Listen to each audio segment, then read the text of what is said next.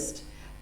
You can hold to a certain set of beliefs very strongly, but still listen.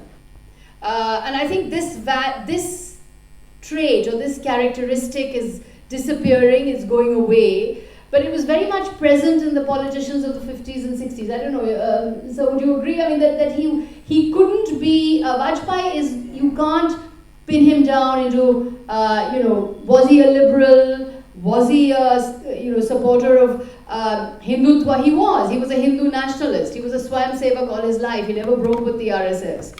But at the same time, he was a Democrat and a pluralist. That's what he was, and I think that's because he was a politician of the 1950s. And I think that, to answer your question of would Vajpayee have been very much more ideological if his party had a majority, I don't think so, because he was rooted in Parliament. That's the other difference I feel between him and the present dispensation. Vajpayee was in Parliament not for 10 years, not for 20 years, not for 30 years, not for 40 years, but 50 years. Almost 50 years, 49 years, and an opposition parliament. So the rules and procedures and norms of parliament, it was all about parliament. So I think if you're so steeped in parliament and you're so steeped in the politics of parliament, you can't be an elected autocrat or a supremo or the kind of sort of elected dictator that characterizes the world today. So I think that was what he was. He was rooted in Parliament, and I think that also to understand Vajpayee is also to look at his personal life and to look at how irreverent and iconoclastic he was. I think he was irreverent about everything. He was irreverent about RSS ideology, he was irreverent about middle class mores, he was irreverent about convention, he was irreverent about things that were expected of him. He was quite iconoclastic. He was irreverent as far as political management also goes. He was not really a political manager in the sense in which we understand today. Otherwise, he wouldn't have lost his government by just one vote. One vote. And again... Couldn't that be managed? I mean, is it even conceivable in the present times that a government will be defeated by one vote? Yeah. But sir, the other thing I wanted to also say is the party, a gigantic, well-organized machine was built, right? It was the BJP. I mean, what we're seeing today is the result of what was built in the 1980s, 1990s by Advani primarily. Who would you give credit to for this machine that has been built? Advani. Yeah, clearly Advani. I mean, there was very clear difference of responsibilities, separation of powers, let's say, between the two of them. And Advani was basically the organization. And Vajpayee bowed to him when any organizational issue came. Sometimes he didn't like it. That famous incident in 7 Race Course Road when Venkaiah Naidu was the president then said something about Law Purush and Vikas Purush. Yeah, he didn't like that at all. And Vajpayee said, Law Purush ke netritva mein aage badhiye aap log. And gave indication that he didn't like it. But this was the difference between the two. One was the organization and the other was the larger-than-life persona of the party. And, clearly the candidate for Prime Minister. Right. It was Advani who proposed in 1995 that Vajpayee would be the Prime Minister candidate. And as a very last question, I can't let you get away without asking you this question. Can the Congress, the present Congress, learn from Vajpayee and Advani of how to build a party? The organization, the cadre, the fact that every time Vajpayee lost an election, he had to step down. He had to step down, right? He wasn't defeat-proof. He lost in 1968, he had to step down. He lost in 1972, he had to step down. 1984, after that big defeat of the BJP, he stepped down and never again became BJP president. Advani took over and always remained BJP president for several terms. So, can the Congress learn something from the way the BJP has been built as this organizational machine?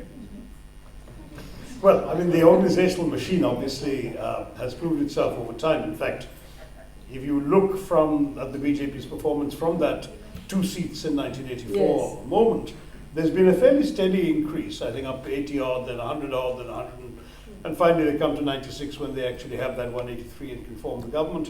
So that steady increase is certainly reflective of constantly getting better at the game of organization. In our case, it's been a bit of the reverse. Now, we really had a wonderful organization, nationwide, offices in every village in the country, certainly effective functioning district committees everywhere and so on. And clearly that has declined in some states, in particular in the Hindi belt, where I think it's honestly true, there are parts of the country and parts of the north in particular where essentially the party has ceased to exist as a viable organization and it has to be rebuilt. There's a difference between building up from scratch and rebuilding an organization that's gone down. There's a lot of work to be done. Lots of people have ideas of how to do it, and I'm sure the conversations will continue. Should defeated leaders resign? Oh, Sagarika. Please answer. All I can tell you is that I think the Congress President has asked the PCC chiefs of the 5 states where we've lost to hand in their papers. Right. I think it's been a wonderful session. Thank you so much for this conversation, Yashwant Sinha and Sachin Tharoor. Very briefly, because I know I promised a couple of questions only from the audience. Okay. Yashwant Sinha ji, we may just remembered Advani ji and Vajpayee ji relationship very cordial. How it happened that ideologue like Govindacharya said Vajpayee and Advani are a mask in the diplomatic Mukhota. Mukhota. He denied he'd said it, right? He called him Mukhota. I don't know in what context. mask or something. But he paid the price for it. Yeah. And Dr. Seshtu, just small question. No, just small. Recently, it has been said that India got freedom in 2014, and first Prime Minister is the. I don't think Vajpayee would have said that. I think Vajpayee would have acknowledged, as he has repeatedly done, how much was accomplished in 47 and beyond. And as I say, look at his tribute to Nehru in Parliament when Nehru passed away. There could be no finer testament to what those achievements meant. In fact, when the statue of Nehru was installed, Sagarika tells a story of how Vajpayee actually wanted a higher pedestal so that the statue could look down upon the work of Parliament. And that was not a position that particularly endeared him to his own party or government. But the point is that was the kind of admiration that he had. He would never have presumed to suggest that freedom dawned with his own election, let alone somebody else. I think you had just one last question. Thanks. Well, it is about Atal Bihari Vajpayee's visit to Pakistan as foreign minister in a delegation, I think around 1977-78. Then Pakistan Times wrote an editorial, and I read an excerpt of that editorial in New Delhi in one of the newspapers. It goes like this, that responsible political circles in Pakistan are of the opinion if Atal Bihari Vajpayee fights election from any constituency in West Pakistan, his election to the National Assembly of West Pakistan is a foregone conclusion. I think it was Pakistan Times which wrote. And I read it in New Delhi. So how you feel like this, I think Mr. Yashwant Sinha, he really invested so much on peace with Pakistan, didn't he? Why is that? No, he genuinely believed that we should live in peace with Pakistan. And therefore, it was his constant effort to bring the two countries together.